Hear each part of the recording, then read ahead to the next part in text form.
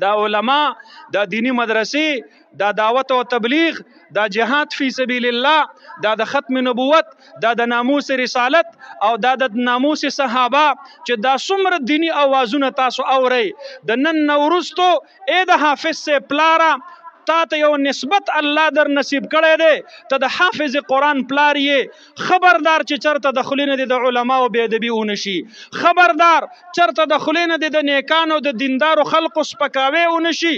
غیبت ونه شي. ورنه دا بچی به درله الله رب العالمین د دې شته قرآن او د دې علم نه محرومه کی. الله در باندې سود وکړو، دین یې درته نصیب کو. اوس د دیندارو دشمنی مه کوه، د دیندارو مخالفت مه کوه.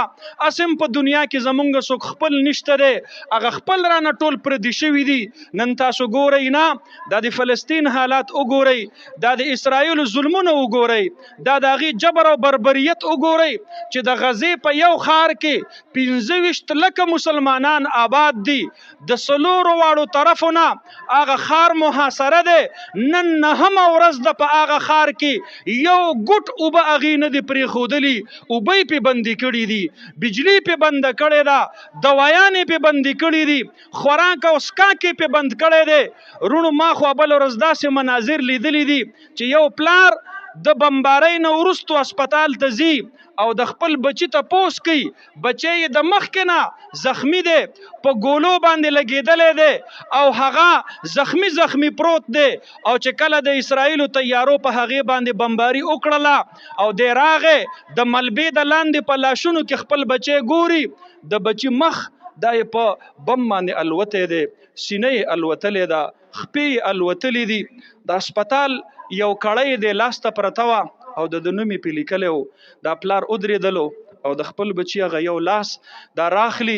مخ د بچي نشته دی چې ښکل یې کړي،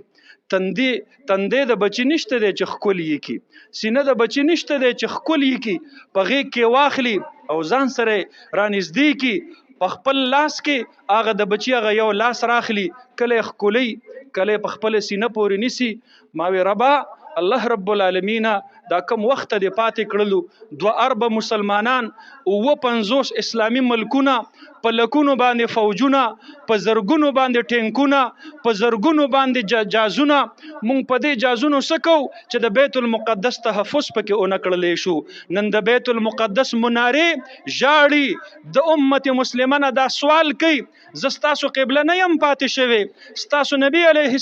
السلام لیلة المعراج ته چې کله تشریف وړو نو زما د دې ځای نه آغاز نه و کړی، تاسو ما نه پیژنئ، تاسو خپل قبله هیره کړله، نو چې تاسو زما په قبله باندې ننګ نشئ کولی، ذلیله به ګرځئ او بې عزته به ګرځئ. د اسرائیلو سره امریکا ولاړه ده، کلاو په میدان باندې په ډاګه باندې ولاړه ده، برطانیه ورسره ولاړه ده، قادیانیان ورسره ملګري دي، الکفر ملت واحده، د هغې ثبوت یې ورکو. کاش ما نن لیدلی وی چې د اسلامي ملکونو سربراهان تلی وی او په بیت المقدس کې په یو ځای باندې امامت کړی وی، په یو ځای باندې مونځ کړی وی، امت مسلمه ته پیغام ورکړی وی چې مسلمانانو م یو موټی دي د الله د قبلې دپاره،